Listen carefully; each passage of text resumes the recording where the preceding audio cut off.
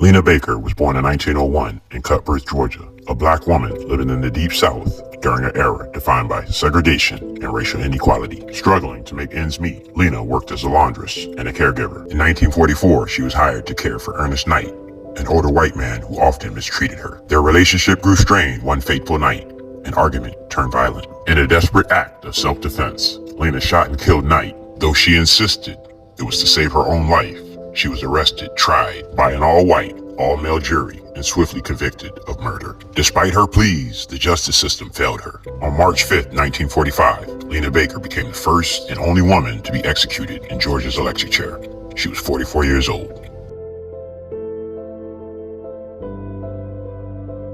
Decades later, in 2005, the state of Georgia presumptively pardoned Lena Baker, acknowledging the deep injustices she suffered. Her story remains a somber reminder of the past, where justice was denied. Lena Baker was a black maid that was put on trial for the killing of her white employer Ernest Knight for trying to rape her. Though she claimed self-defense, she was sentenced to death by an all-white male jury. Her trial only lasted 1 day. Sitting in the electric chair, this is what she said. "What I done, I did in self-defense, or I would have been killed myself. Where I was, I could not overcome it. I am ready to meet my God." She was executed on March 5, 1945, as the only woman ever executed in Georgia. She left behind 3 children. Her last words, alongside with her picture, are displayed near the now retired electric chair at a museum at Georgia State Prison in Reedsville. She was pardoned 60 years after her murder. This is the book of Obadiah, chapter 1, verse 10, and it reads, "For thy violence against thy brother Jacob, shame shall cover thee, and thou shalt be cut off forever." Giving all praises, glory, and honor to Yahweh, Bahashem, Yahushai, Bahashem, Rahakakodash. Double honors to the apostles and elders of Great Millstone who rule well in teaching us this 100% truth. Salutations to them and my fellow Akim who labor in this truth week in and week out on the highways and byways. Also salutations to the hopeful elect of the scattered 12 tribes of Israel, scattered to the 4 corners of the earth that be likened to the speckled bird, also known as your Israelite foreigners and your so-called Negroes, Latinos, and Native Americans. To you, I say Shalom. This is your brother Ayashar Barazal, prophet of doom of the Indianapolis branch of the Great Millstone, coming back at you with another lesson that is edifying to the elect body of the nation of Israel. All right, before I get into this lesson, I just want to declare fair use according to the Copyright Act of 1976 as stipulated under section 107. Okay, there is no monetary gain of this video for the parts that I use, none whatsoever. It's just strictly for the purposes of educating and teaching. All right, so once again, fair use according to the Copyright Act of 1976 as stipulated under section 107. All right, that being said, got this article about the Lena Baker story that you saw the clips on early, and here again, you know, Esau, man, when, you know, the Lord, you know, made him his sword, he really did, you know, according to Psalm 17 and 13, you know, the wicked. And man, we have been catching hell in this foreign land that, you know, to this day, some are so aloof of the scriptures and who they are in this world. You're still trying to make this place home, and this is our punishment. All right, this place is our punishment. I'll get into that, but you know, first let me get into this scripture. Obadiah 1 and 10 says, "For thy violence against thy brother Jacob, shame shall cover thee, and thou shalt be cut off forever." All right, and you know, that's the violence committed by Esau Edom, who is the so-called white man, you know, the wicked, according to Malachi 1 and 4. All right, and his violence against Jacob, who would be your 12 tribes of Israel, primarily your so-called Negroes, Latinos, and Native Americans. Okay, and you know, Judah gets the worst. Judah's also, you know, he's the so-called Negroes of America. All right. And this Lena Baker, you know, was just one of many, of a multitude of Jakes that have been, you know, just taken out by the so-called white man via his laws and of his system. All right. It says, "Shame shall cover thee." And what's that shame now? You know, Esau is being exposed on every front. You know, with this internet, everything that he's done, they've gone so far as to censor stuff, cancel, you know, anything that's said against the so-called white man, especially those small hatters that's being getting their ass kicked over in the state of Israel right now. You know, just the other day, Benjamin Mikulski, or otherwise known as Benjamin Netanyahu, had Mark Zuckerberg remove like 90,000 pro-Palestinian posts, just showing you once again, you know, when you say that they own all the media, you know, how does he do that? He's a foreign entity telling telling Americans to do what to do. All right, he's a foreign entity, but once again, we know that they own this place. 90% of Congress, you know, has dual citizenship with those folks over there. All right, and he is the part of the head tribe, Amalek, the head tribe of Edom. Okay, the so-called Jewish people, the same people that not only financed the transatlantic slave trade, they own the ships and also insured the bodies of our forefathers. Okay, so as even in today, you know, you can see this with the musicians. You know, they profit off of us even after death. All right, but now that shame is coming out. All right, and it says he shall be cut off forever. All right, to never exist again. All right, let me get a couple of precepts on that before I get into the article. This is Isaiah chapter 14, verse 21. All right, and it reads, prepare slaughter for his children for the iniquity of their fathers. So, you know, we're not trying to hear that shit about, you know, that was my ancestors, I had nothing to do with that. You are your forefathers. It clearly says right here, you so-called Edomite Bible thumping Christians, you know, it's very clear right here.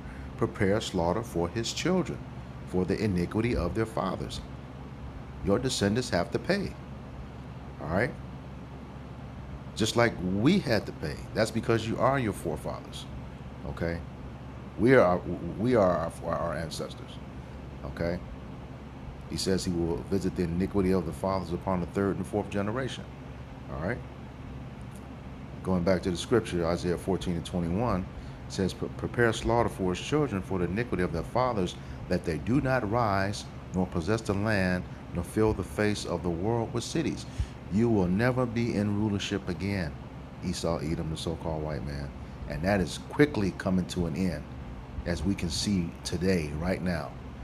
According to 2nd Ezra 6 and 9, it says, for Esau is the end of the world, and Jacob is the beginning of it that followeth. You are going out of rulership, and there's not a damn thing you can do about it because of the controversy of Zion. You know, you have touched the apple of the Lord's eye, okay, which are the Israelites. All right.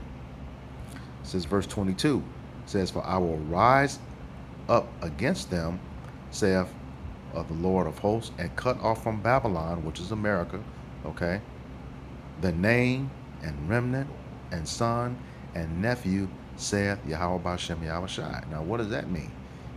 That's the whole seed line, okay? The name and remnant. Edom will be gone. What's left of Edom will be gone. You all are going extinct according to the scriptures, okay? Don't be calling us T to the heiress. Don't call us that. This is what the Bible says. The same Bible that your other ain't shit Republican President Ronald Reagan declared the law of the land. Okay? Executive Order number 5018, February 3rd, 1983. Look it up. All right? Yeah, this is talking about you all. All right? Cutting you off. All right, let me get another one. This is the book of Psalms 109. Starting around verse 12. All right. It says, and this is talking about the wicked, Esau, Edom, the so-called white man. All right, you start up at the top is letting you know that. The wicked, according to Malachi 1 and 4. It says, let there be none to extend mercy unto him, neither let there be any to favor his fatherless children. All right? Like Isaiah 14:21 said, you're going to be taken out. Okay? Taking out the whole seed line. All right? He said, let there be none to extend mercy to him. You're not going to see any mercy. Okay? The Zondervan Combat Bible Dictionary, when you look up Edom in there, it says it is the only neighbor of the Israelites who will not receive mercy from Yahweh Bashem Yahweh Shai. All right? I'll come back to this James 2:13 just to back that up.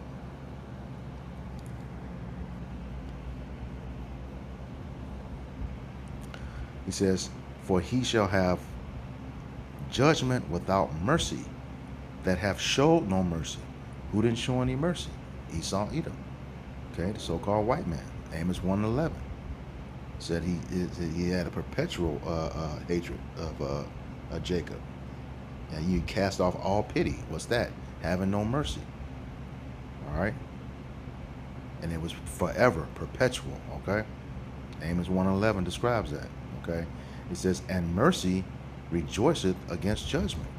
Yeah, it's going to be a wonderful day. Not only when you go into slavery like you had us, you going in twice as long and twice as hard as we did, 1,000 years. Okay? And then after that, you will be no more. No more on this earth. Like that dictionary says, on the Comeback Bible Dictionary said, the only nation not promised mercy, and that's you all. All right, get back to Psalms 109.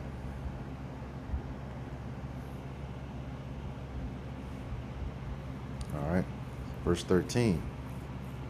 It says, let his posterity be cut off, and in the generation following, let their name be blotted out. Okay, posterity, what is that? Posterity means the progenitor of a nation to all future generations of that same progenitor. Okay, it's exactly what Isaiah 14:21-22 was saying. All right, it says, let the iniquity of his fathers be remembered with the Lord, and let not the sin of his mother be blotted out. So that's the whole nation, male and female. That's how the Lord deals with.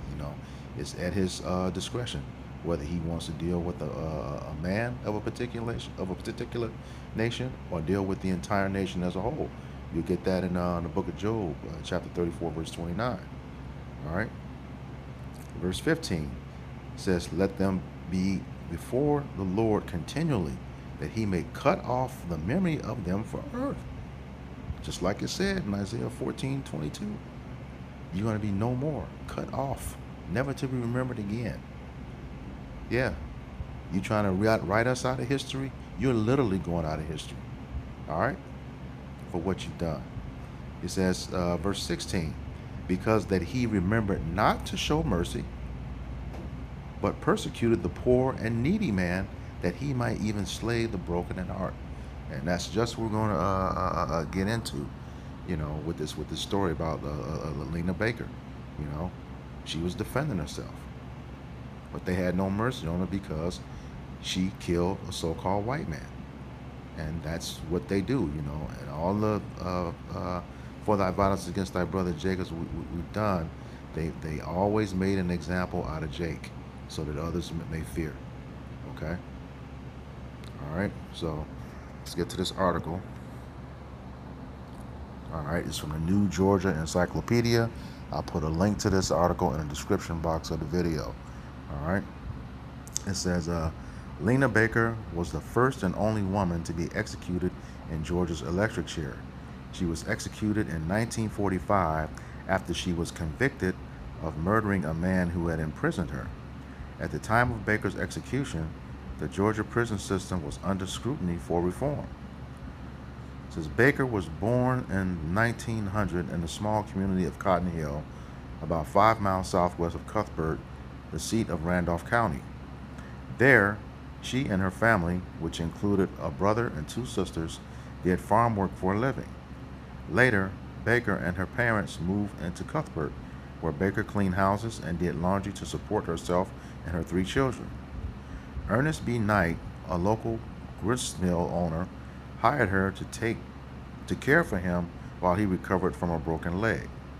The Albany Herald later reported that Knight, who was white, soon began to lock Baker, an African American, in the grist mill for days at a time. Yeah, so he was imprisoning her. Okay. Says Baker testified at her trial that Knight had forced her from her home on the evening of April 29, 1944, and taken her to the grist mill where he locked her in. Her testimony in the court records indicates in the court record, indicates that the two tussled over a pistol which fired, killing Knight. The trial convened on August 14, 1944 at the courthouse in Randolph County under the jurisdiction of Judge Charles William Two Gun Worwell, who presided at court with 2 pistols on the bench.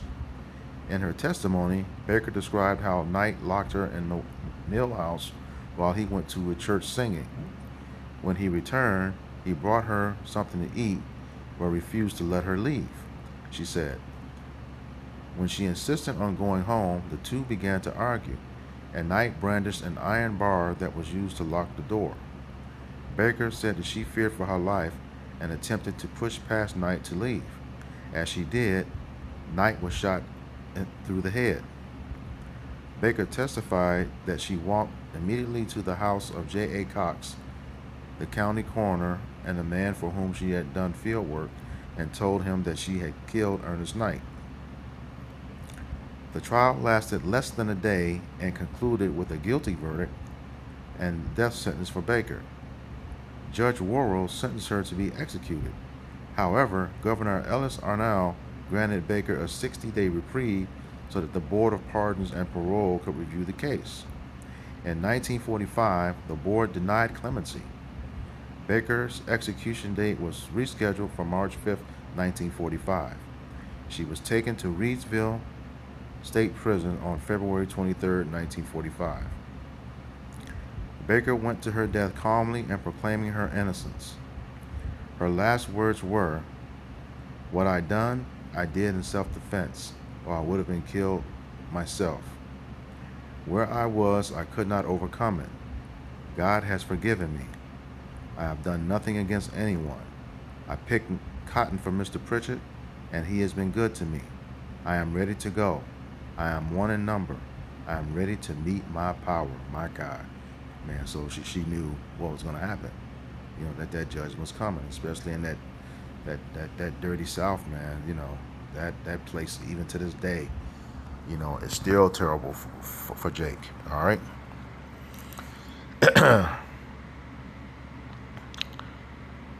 She says, I have a very strong conscience. She was pronounced dead at 11:26 a.m. after 6 minutes and several shocks. The Cuthbert newspaper reported Baker's death with the headline, "Baker burns." See, they mocked her in her death, all right?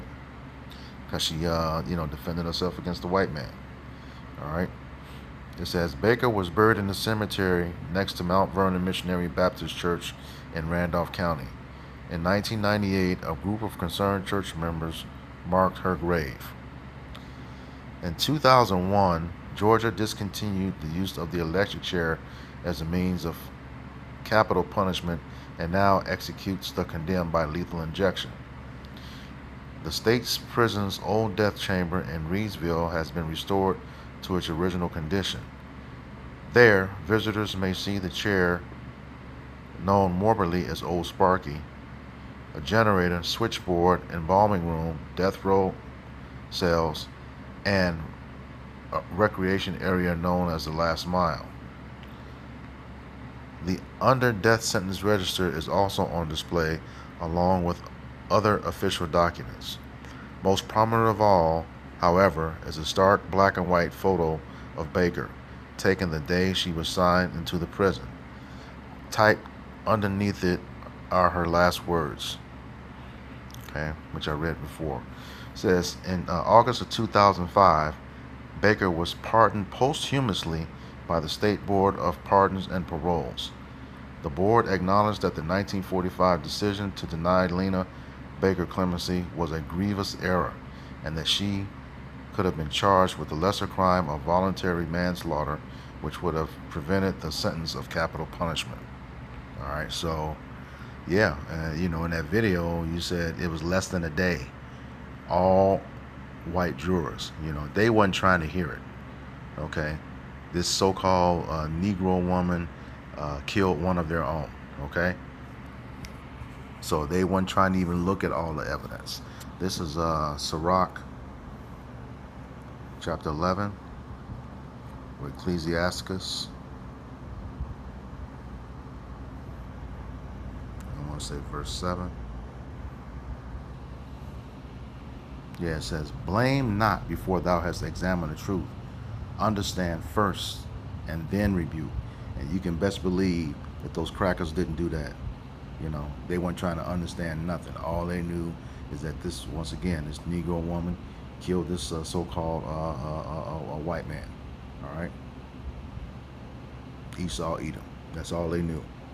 So they were quick to judgment. All right? Real quick. This is Exodus 23.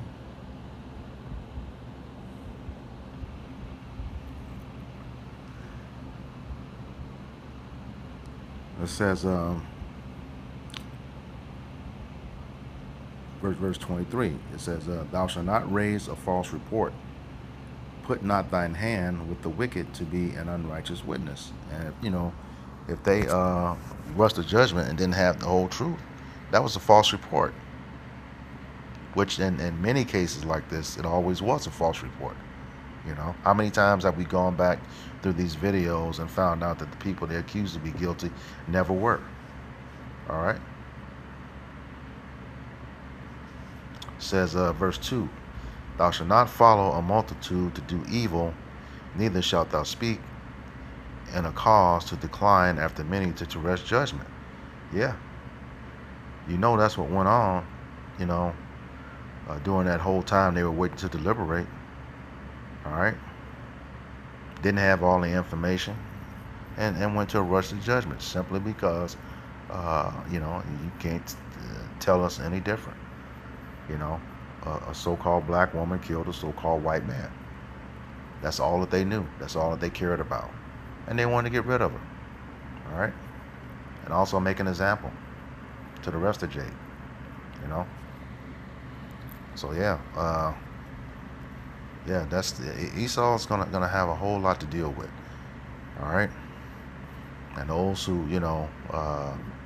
who did that, rush to judgment, you're gonna have to pay for that.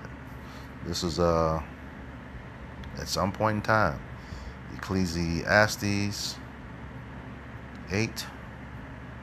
Let's say verse 11. All right.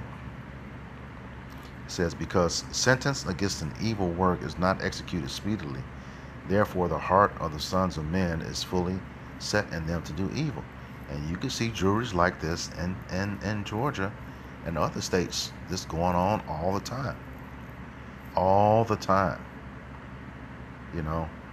Railroaded Jake. Gave him a draconian judgment, draconian sentence. Most times not even not committing any offense, just so they can close the case and destroy another Jake. All right. And that's, like I said, you continue to do it to this very day. It says, verse 12, though a sinner do evil 100 times and his days be prolonged, yet surely I know that it shall be well with them which fear Salakia. There should be well with them that fear Yahweh B'Shem Yahushai, which fear before him. And she had fear. That's what she's her last words. Going to be with I'll be with. Let me go back to that and come back to this. She said, slipped my mind just that quick.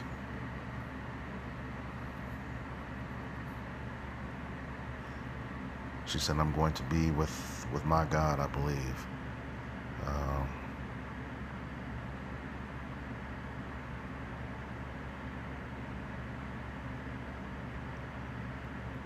Yeah, she says right here.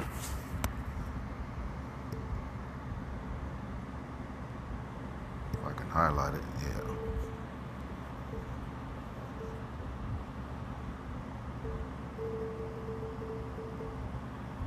Yeah, she says, I am ready to go. I am one in the number. I'm ready to meet my my God. So yeah, she had a sense, of what was going to happen. All right. So she may have not, known the name as we know it today, but she had fear. All right. Verse 13. But it shall not be well with the wicked, neither shall he prolong his days, which are as a shadow, because he feareth not before Yahweh Bashem Yahweh Shai. And we know this about Esau Edom according to Psalms 1 and 10. He contends with the Most High. The Most High is not at all in his thoughts. Okay? He thinks he is the Most High. All right? So yeah, he's got a lot to deal with. This is, I'll close out with this one. This is Colossians